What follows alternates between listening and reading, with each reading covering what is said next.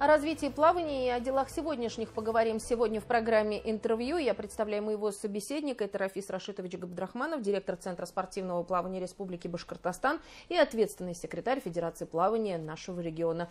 Здравствуйте. Межсезонье наступает в плавании. С какими результатами мы подходим к этому периоду? Что мы можем сказать? Какие достижения? Ну и наверняка есть то, чего не достигли. Ну, у нас был план, то, что на Олимпийские игры в состав сборной должна была отобраться Егорова Полина, но тут два обстоятельства сразу наложились друг на друга. Это первая была травма у спортсменки, вроде пошло восстановление, слава богу, все двинулось в том, что уже должны были туда как бы вступить. Но произошла большая трагедия. Скончался скоропостижный тренер Шафиков Ханиф Хамидович. И, соответственно, здесь уже, как говорят, все полетело в тартарары. Потому что спортсмен без тренера это ничто.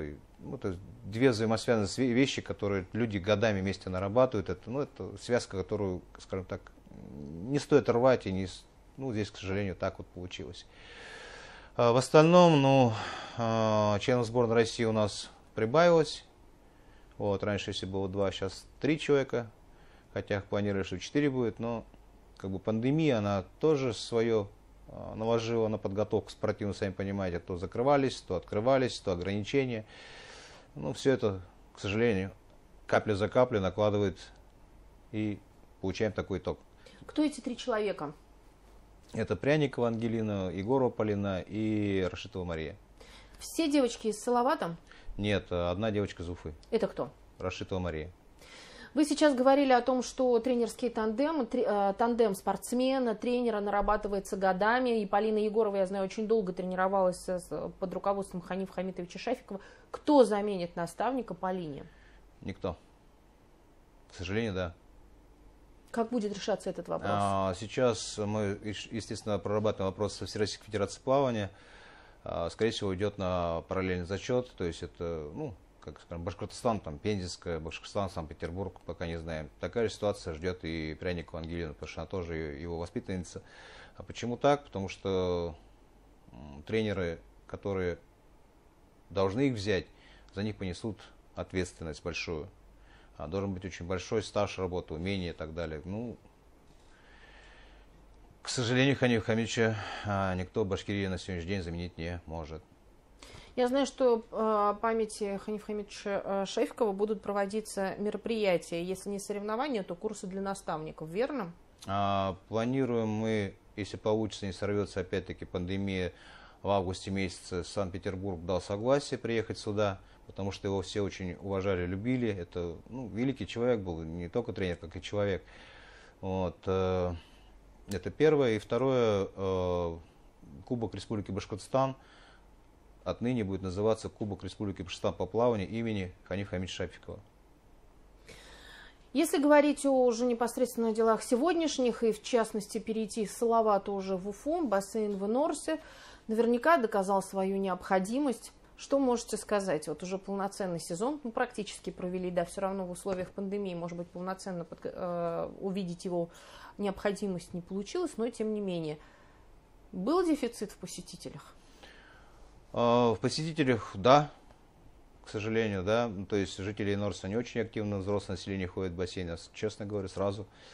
По детям нет, нормально, как бы, мы еще готовы, естественно, добрать, недобор идет, но ничего страшного. Из той массы детей, которых мы готовили, то есть я сразу сказал, что ту программу, которая работала в Башкортостане до этого, мы будем работать по другой программе. Соответственно, эту программу, опять-таки, с Ханифом Хамидовичем постоянно согласовывали, мы ее отрабатывали с другими специалистами Российской Федерации плавания. И на сегодняшний день она доказала свою эффективность. Почему объясняю? Потому что девочки, которые пришли к нам плавать в сентябре, в октябре, например, та же самая Ширяева, она к воде боялась подойти, то есть месяц она просто не подходила к воде там. Потихонечку приучили, научили. И вы не поверите, она стала 21-й на первенстве Республики Башкортостан по плаванию. То есть выполнила уже первый юношеский разряд.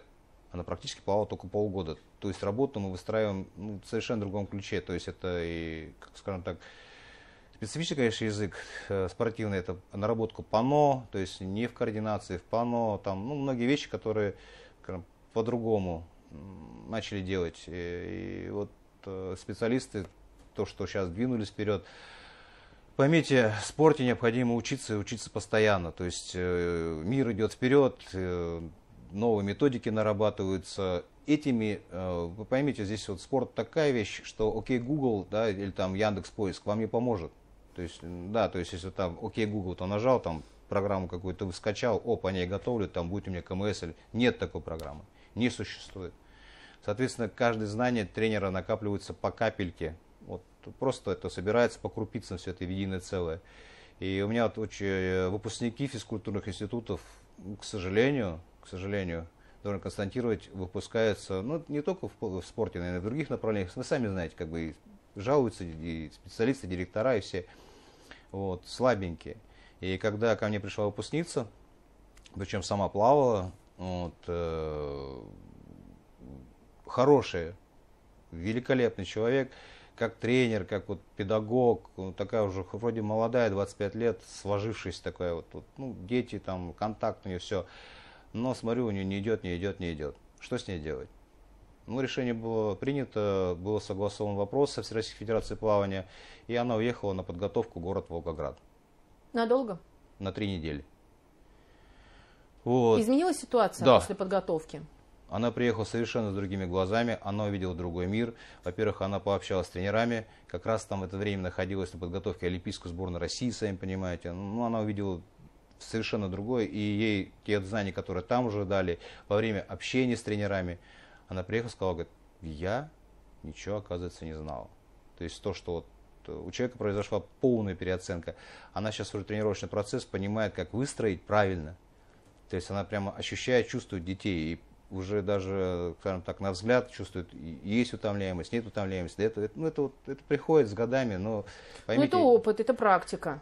Ну, нету времени раскачиваться там долгий срок. То есть вот сейчас она у меня съездила, сейчас я другого уже готовлю тренера. То есть вот этот, скажем, главное начать и не останавливаться в этом процессе. То есть постоянно необходимо куда-то отправлять тренеров, именно чтобы делиться. А так, чтобы мы там где-то собрались в кулуаре. То есть именно надо с зоны комфорта его выводить и отправлять в другой регион, договариваться с наставниками, которые достигли что-то. Ведь возьмите тренеров того же там Рылова, да, то есть там очень юный тренер. А что скажете о детях, которые приходят в Инорсе, да, вот в ваш именно бассейн, насколько физически готовы, чего умеют, чего не умеют? Вы знаете, здесь, наверное, надо уже вопрос поднимать очень жестко по массовому спорту. То есть, что такое массовый спорт? Есть спорт высших достижений, да, то есть профессиональный как бы спорт. Ну, его называют профессиональным, хотя там денег и не платят. Там, не знаю, как других видов спорта, но в плавании там никто ничего никому не платит. Вот. Есть массовый спорт. То есть это физкультурно-массовое мероприятие, не спортивное, а физкультурно-массовое. То есть на календарный план республиканский формировать, городской, районный. Обязательно этим надо заниматься, потому что дети, которые приходят, вы не поверите, они не гнутся. Ну что значит не гнуться? Вот он не может, ты говоришь, достань там в сгибе руками до пола. Вы понимаете, он уходит чуть дальше колен, до пола не достает уже. Все, он не может согнуться. Окей, хорошо, и проводим набор. Заходим в зал сухого плавания, есть плавание обязательно на кувырки, то есть это один из, скажем, этапов подготовки физической. Кувырков не умеет делать. Для меня это было странно. Я говорю, а что такое, почему? И выясняется, что, оказывается, сейчас в школе запрещено делать кувырки. Дай бог там шею повредит, еще что-то. То есть у нас очень много времени уходит именно на растягивание. Почему я говорю про массовый спорт, что его надо развивать? Неважно, это плавание, легкая атлетика, что-то такое двигательное. То есть вы поймите, есть так называемый пубертатный период, вы все о нем знаете, да, то есть это то же самое, гибкость, она вырабатывается в период там, от 6 до 10 лет, если уж так брать, что когда ребенок осознанно знает команды тренера и все остальное. С другой стороны, вот мы у себя, скажем, проводим это, наверное, физкультурно-массовое мероприятие, да, то есть это дети, которые у нас ходят в подготовительные группы. Они могут ходить и 2 раза в неделю, и 1 раз в неделю, это выбор родителей. Но опять-таки с ними у меня работает специалист. То есть не просто где-то я там плавал, я знаю, как это плыть, или там я бегал, я знаю, как это бегать. Нет, у меня с ними работают уже специалисты, которые понимают, как это сделать и как основной принцип не навредить. То есть потихонечку втягиваем. Да, мы их научили плавать, да еще. Но опять-таки он потихоньку в этом вопросе, как только он научил плавать, он начинает давать им элементарные упражнения, то есть потихоньку, поэтому мы называем их подготовительными. А программа «Всеобуч» по плаванию, которая начала вроде бы у нас реализовываться не только в Уфе, но и в разных городах и районах, какие у нее сейчас перспективы? Она реализуется или уже канула в лету? Мы ее до сих пор в Инорсе пытаемся поддержать, то есть это и 157-я там школа, там кадетские классы приходят, плавают. Вот сейчас нам 74-й лицей даже выписал благодарность, потому что во время детских лагерей они к нам приходили, буквально там 6 или 8 занятий было. Но мы построили занятия не так, что просто перегораживается бассейн, там дети где-то плескаются, а мы начали давать навыки. И вот из тех детей, которые получили эти навыки, которые приходили, вы не поверите, там 12 или 14 человек заходили. То есть у меня дверь всегда открыта, вот, заходили, говорят, а можно мы потом придем плавать.